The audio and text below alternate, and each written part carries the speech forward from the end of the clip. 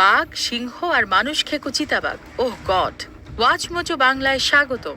আজকে আমরা বেছে নিয়েছি ইতিহাসের সবচেয়ে মারাত্মক 10টি মানুষ খেকো জানোয়ারকে। এই তালিকার জন্য আমরা এমন সব প্রাণীদের দেখব যারা একা একা কিংবা সদল বলে সবচেয়ে বেশি মানুষের জীবন নিয়েছে। নাম্বার 10, গুমালপুরের চিতাবাঘ। এই লিস্টের প্রাণীরা সাধারণত মানুষ শিকার করে না।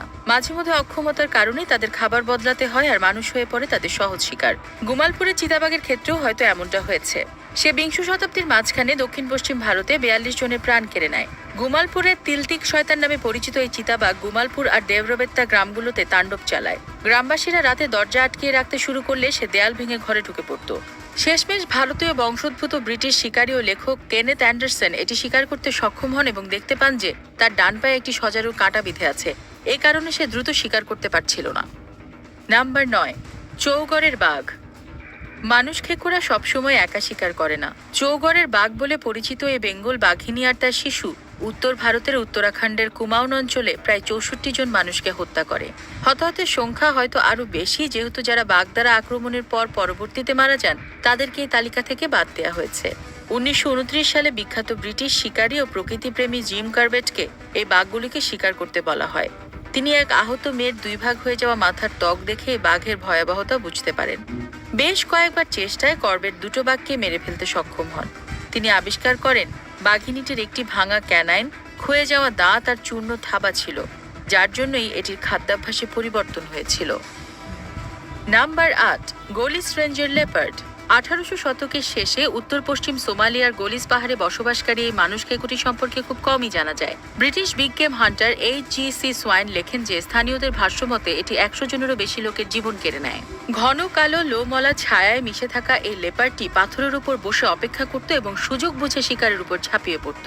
এই অঞ্চলে রুক্ষ পরিবেশের কারণে তাকে ট্র্যাক করাটা ছিল খুব কঠিন, যার ফলে এর শেষ খবর কেউ জানে না। ইংরেজ ভ্রমণকারী জেমস ফোর্সওয়াইথের মতে মধ্য ভারতের সোনি অঞ্চলের এক লেপার্ড একই ভিকটিম কাউন্টের অনেকটা কাছাকাছি চলে এসেছিল। সোনির লেপার্ডটিকে নিয়ে বলা হতো যে এটি তার শিকারের রক্ত পান করে মৃতদেহ ফেলে রেখে যেত। নাম্বার 7, জেভোডার দানব। লম্বা লেজ, বাদামি লোম আর একটি বিশাল দাঁতওয়ালা মাথা। জেভোডার দানবটি যে আসলে কি ছিল? এই মানুষ খেকো দানব 1760-এর দশকে প্রাক্তন ফরাসি প্রদেশ জেভোডায় ঘুরে বেড়াতো এবং প্রায় 113 জন মানুষকে হত্যা করে। বিভিন্ন বর্ণনা মতে এটি ছিল একটি বড় নেকড়ে বা নেকড়ে কুকুর, কিন্তু তখন অনেকে একে ডাইনি বা নেকড়ে দানব বলেও ধারণা করত। অনেকের দাবি মতে এটি ছিল হায়না বা সিংহ, এমনকি শুকরের চামড়ায় সজ্জিত এক ম্যাস্টিফ কুকুর। রাজা পঞ্চদশ লুই সৈন্য ও শিকারী পাঠান, কিন্তু কৃষক জ্যা চ্যাস্টেল 1767 সালে একটি রূপালী বুলেট দিয়ে নেকড়ে সদৃশ্য এক প্রাণীকে মারার পর থেকে এই মৃত্যুগুলো থেমে যায়। যদিও এটি ফ্রান্সের প্রথম ঝামেলাদায়ক নেকড়ে ছিল না। 1450 সালে প্যারিসে ভয়ঙ্কর একদল নেকড়ে 40 জন মানুষকে শিকার করে। নাম্বার 6, রুদ্রপ্রয়াগের চিতাবাঘ। এই মানুষ খেকোর কারণে উত্তর ভারতের গড়ওয়ালের অধিবাসীরা 8 বছর ধরে অন্ধকারকে ভয় পেয়েছে। রুদ্রপ্রয়াগের চিতাবাঘ রাতের বেলা বাইরে মানুষ শিকার করত, কিন্তু তার মানে এই না যে মানুষ বাড়িতে নিরাপদ ছিল। এই চিতাবাঘটি দরজা ভেঙে ফেলতো, জানালা দিয়ে ঢুকতো, এমনকি মাটির দেয়াল খুঁড়েও মানুষকে আঁধারে টেনে নিয়ে যেত। সরকারি হিসাব মতে প্রাণঘাতী আক্রমণের সংখ্যা ছিল 125। যখন সৈন্যরা চিতাবাঘটিকে ধরতে ব্যর্থ হয় তখন জিম করবেট, যে পরবর্তীতে চৌগড়ের বাঘটিকে দমন করেন, 10 সপ্তাহের এক মিশনে নামেন এবং 1926 সালে চিতাবাঘটি ত্রাসের রাজত্ব শেষ করেন। করবেট ধারণা করেন চিতাবাঘটি মহামারীর সময়ে গলে পচে যাওয়া লাশ খেয়ে প্রথম মানুষের স্বাদ পেয়েছিল। নাম্বার 5, সাভোর নরখাতক।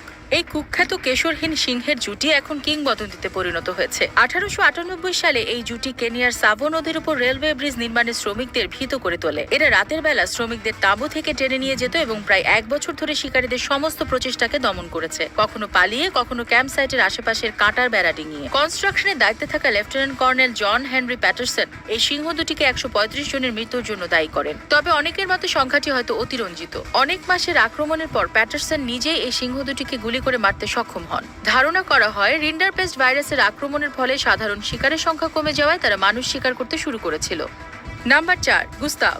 জখমি জীবন্ত কিংবদন্তি গুস্তাভ এখনো রুসিজি নদী এবং বুরুন্ডির লেক তাঙ্গানিকাতে বিচরণ করে। He named the creature Gustave. It is a name which now strikes fear in the hearts of people across Burundi.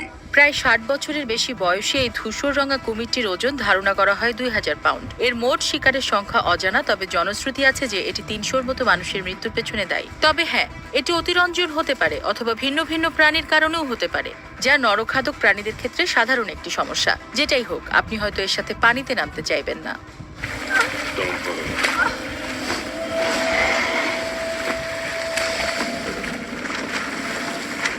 ধরা না পড়ে বুলেটের ঘা এড়িয়ে গুস্তাভ একটি পৌরাণিক অবস্থানে চলে গিয়েছে। তাকে শেষ 2015 সালে দেখা যায়। তার মানে এখন সে যতটা না জীবিত তার চেয়ে বেশি এক কিংবদন্তি। নাম্বার 3, পানারের মানুষ খেকো। 1900 সালে এক ভয়ঙ্কর নরখাদক উত্তর ভারতের কুমাউন পাহাড়ে ঘুরে বেড়াতো আর প্রায় 400 জন মানুষকে হত্যা করে। 1910 সালে জিম কর্বেট একে শিকার করতে এগিয়ে আসেন, যিনি পরে চৌগড়ের বাঘ এবং রুদ্রপ্রয়াগের চিতাবাঘকে দমন করেন। পুরো এলাকা ঘুরে কর্বেট এক প্রত্যন্ত বাড়ির খোঁজ পান, যেখানে চিতাবাঘটি এক ঘুমন্ত নারীকে তার বিছানা থেকে টেনে নিয়ে যাওয়ার চেষ্টা করেছিল। তার ভীত স্বামী তাকে টেনে মুক্ত করেন, কিন্তু তার গলার ও পেটের ক্ষতে পচন ধরেছিল। যেহেতু চিকিৎসা কেন্দ্র ছিল বহু মাইল দূরে, কর্বেট সেখানেই সারা রাত অপেক্ষা করেন, কিন্তু চিতাবাঘটি সম্ভবত লুকিয়েছিল এবং ওই মহিলার ক্ষত একসময় মারাত্মক হয়ে যায়। কয়েক মাস পরে কর্বেট আবার ফেরত আসেন এবং এবার সফল হন। দৌড়ে পালিয়ে যাওয়ার সময় তার লোকেদের ফেলে যাওয়া মশালের আলোতে তিনি চিতাবাঘটিকে গুলি করে লক্ষ্যভেদ করেন। হেই, আমরা হলেও দৌড়ে পালাতাম। নাম্বার 2, চম্পাবতের বাঘিনী। জিম কর্বেট পানার চিতাবাঘের খবর পান 1907 সালে আরো ভয়ানক এক মানুষ খেকো চম্পাবতের বাঘিনীকে শিকার করার সময়। বাঘিনীটি নেপালে হত্যাযজ্ঞ শুরু করে এবং শিকারি থেকে পালাতে থাকে। নেপালি আর্মির ধাওয়ায় এটি ভারতের কুমাউন অঞ্চলে নেমে আসে। সেখানেও হত্যা চালাতে থাকে, যা প্রায় 436 জনে পৌঁছায়, যারা বেশিরভাগই ছিল নারী ও শিশু। এটি ছিল কর্বেটের শুরুর দিকে এবং সবচেয়ে বিখ্যাত শিকারের একটি। রক্তের দাগ অনুসরণ করে তিনি বাঘিনীটিকে খুঁজে পান, কিন্তু প্রায় নিজেই শিকার হয়ে যাচ্ছিলেন। পরের দিন তিনি একদল গ্রামবাসীকে নিয়ে ধাওয়া দেন, ফলে বাঘিনীটি তার চোখের সামনে চলে আসে। বাঘিনীটির দেহ পরীক্ষা করে তিনি আবিষ্কার করেন যে একটি গুলির আঘাতে তার ক্যানাইল ভেঙে গিয়েছিল, যা একে নতুন ধরনের শিকার করতে বাধ্য করে। আমরা চিতাবাঘ, বাঘ, সিংহ এবং কুমির দেখেছি, এমনকি অচেনা দানবও। কিন্তু কোনটি আপনার মতে এই তালিকায় সেরা? আমাদের কমেন্টে জানান। 1 নম্বরে যাওয়ার আগে চলুন দেখে আসি কিছু অনারেবল বা ডিসঅনারেবল মেনশন। মাইসোরের স্লথ ভালুক। 1957 সালে এই ভারতীয় স্লথ ভালুক কমপক্ষে 12 জন মানুষকে হত্যা করে। হাজারিবাগের নেকড়ে দল। 1981 সালে এই নেকড়ে বাঘের দল 13 জন শিশুর জীবন নেয়। জোয়ালাগিরির বাঘিনী। 15 জন মানুষ এই ভয়াল বাঘিনীর খপ্পরে পড়ে। আষ্টার নেকড়ে বাঘ। 1980-র দশকে ভারতীয় নেকড়েরা 17 জন শিশুকে হত্যা করে। টুরকুর নেকড়ে বাঘ। ফিনল্যান্ডের এই 3 নেকড়ে 1880-তে 22 জন শিশুকে হত্যা করে। নাম্বার 1, নাজাম্বের সিংহ। সাভোর মানুষ খেকোরা হয়তো কিংবদন্তি, কিন্তু নাজাম্বে সিংহের সামনে তারা মলিন হয়ে পড়ে। 1932 থেকে 1947 সালের মাঝে দক্ষিণ তানজানিয়ায় 15টি সিংহের এই দলটি প্রায় 1500 মৃত্যুর জন্য দায়ী ছিল। তারা ছিল চতুর, অন্ধকারের মাঝে গ্রামে যেত এবং পালাক্রমে শিকারকে টেনে ঝোপের মাঝে নিয়ে যেত। এই আক্রমণের পূর্বে সাম্রাজ্যবাদী সরকার গবাদি পশুতে রিন্ডারপেস্ট ভাইরাসের সংক্রমণ ঠেকাতে হাজার হাজার জেব্রা, জিরাফ আর মহিষ হত্যার সিদ্ধান্ত নেন। যদিও এ ব্যাপারে স্থানীয়রা ভিন্নমত পোষণ করে। তারা বলে সিংহগুলো মাতামুলা মাঙ্গেরা নামের এক ওঝার দ্বারা নিয়ন্ত্রিত, যে কিনা ইয়াই গ্রামের হেডম্যান পদ থেকে বিতাড়িত হন। শেষমেশ ব্রিটিশ গেম ওয়ার্ডেন জর্জ রাশবি এবং তার স্কাউটরা এই ত্রাসের রাজত্বের ইতি টানেন।